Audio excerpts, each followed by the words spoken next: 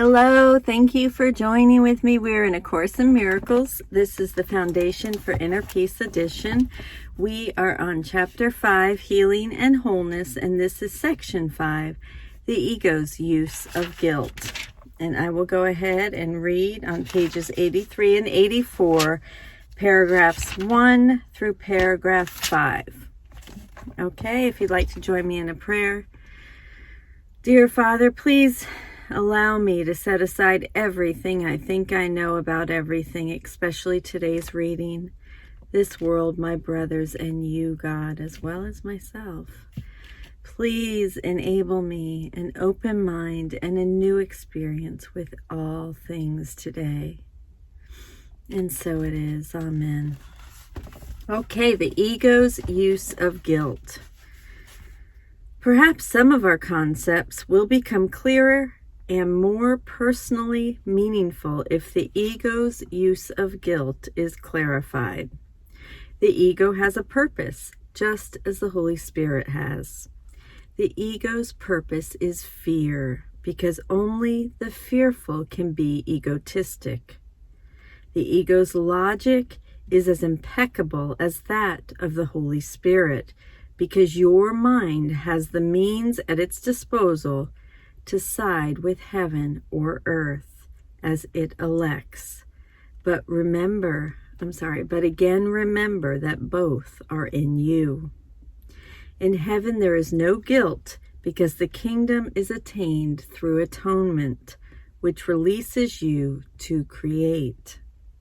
The word create is appropriate here because once what you have made is undone by the Holy Spirit, the blessed residue is restored and therefore continues in creation. What is truly blessed is incapable of giving rise to guilt and must give rise to joy. This makes it invulnerable to the ego because its peace is unassailable. It is invulnerable to disruption because it is whole. Guilt is always disruptive. Anything that engenders fear is divisive because it obeys the law of division. If the ego is the symbol of separation, it is also the symbol of guilt. Guilt is more than merely not of God. It is a symbol of attack on God. How about that? This is a totally meaningless concept except to the ego, but do not underestimate the power of the ego's belief in it. This is the belief from which all guilt really stems. The ego is the part of the mind that believes in division. How could part of God detach itself without believing it is attacking him? We spoke before of the authority problem as based on the concept of usurping God's power. Let me repeat that. We spoke before of the authority problem as based on the concept of usurping God's power. The ego believes that this is what you did because it believes that it is you. If you identify with the ego, you must perceive yourself as guilty. Whenever you respond to your ego, you will experience guilt and you will fear punishment. That's very clear. It doesn't say sometimes. It says whenever you respond to your ego, you will experience guilt and you will fear punishment. The ego is quite literally a fearful thought. However ridiculous the idea of attacking God may be to the sane mind, never forget that the ego is not sane. It represents a delusional system and speaks for it. Listening to the ego's voice means that you believe it is possible to attack God and that a part of him has been torn away by you. Fear of retaliation from without follows because the severity of the guilt is so acute that it must be projected. Whatever you accept into your mind has reality for you. It is your acceptance of it that makes it real. If you enthrone the ego in your mind, your allowing it to enter makes it your reality. This is because the mind is capable of creating reality or making illusions. I said before that you must learn to think with God. To think with Him is to think like Him. This engenders joy, not guilt, because it is natural. Guilt is a sure sign that your thinking is unnatural. Sorry. Let's do this again. Unnatural thinking will always be attended with guilt because it is the belief in sin. The ego does not perceive sin as a lack of love, but as a positive act of assault. This is necessary to the ego's survival because as soon as you regard sin as lack, you will automatically attempt to remedy the situation, and you will succeed. The ego regards this as doom, but you must learn to regard it as freedom. The guiltless mind cannot suffer. Being sane, the mind heals the body because it has been healed. The sane mind cannot conceive of illness because it cannot conceive of attacking anyone or anything. I said before that illness is a form of magic. It might be better to say that it is a form of magical solution. The ego believes that by punishing itself, it will mitigate the punishment of God. Yet even in this, it is arrogant. It attributes to God a punishing intent and then takes this intent as its own prerogative. It tries to usurp all the functions of God as it perceives them because it recognizes that only total allegiance can be trusted. That's the end of paragraph 5. Let's go ahead and pause there. That's enough for one day. And go ahead and sit back, have your back supported, head and neck free. You can go ahead and practice your breathing. In for 2, out for 4.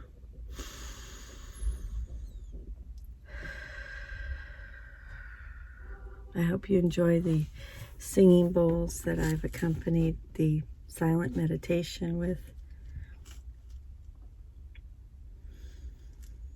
In for 2 and out for 4. God is my source. I cannot see apart from Him. God is my source. I cannot see apart from Him.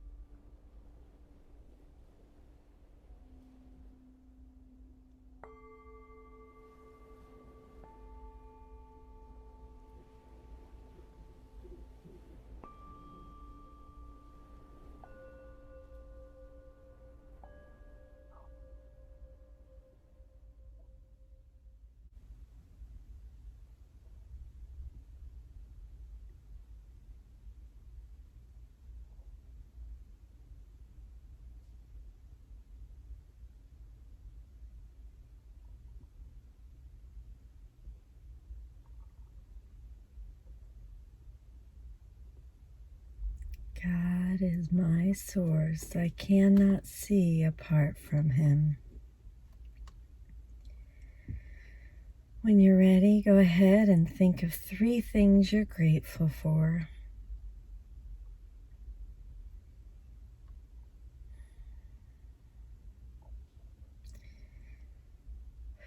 This time of restoring to sanity is one for me.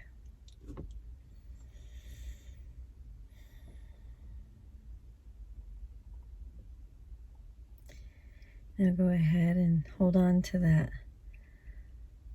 glow of gratitude, that glow of love and joy in the center of your being. Let's go ahead and imagine some of the people that might bring out our fear, our ego,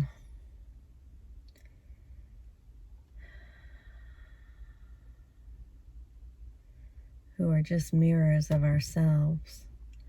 But go ahead and let's look at these people in our mind's eye. Let's see them surrounded in this love, this pure light of gratitude. See that all of our heart centers connecting. Go ahead and encircle them with this beautiful, pure light of joy and love and gratitude.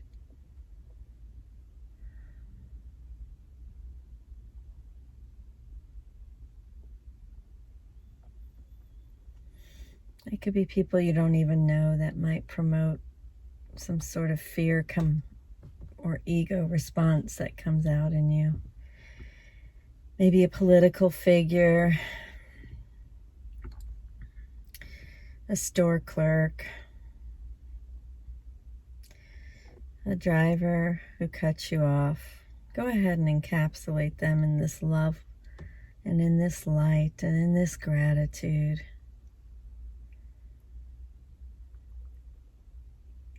Sometimes I like to envision them as little babies in their purest form of innocence and dependence, even though they're not really dependent on anything, but just in the innocence. Connect to that innocence of these people. And then go ahead and see this light encapsulate the entire world. See our earth glowing in a bubble of love, light, and gratitude.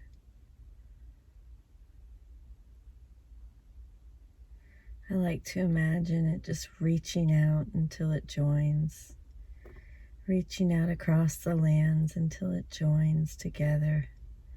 It's one throbbing ball of joy and love and purity and innocence and truth.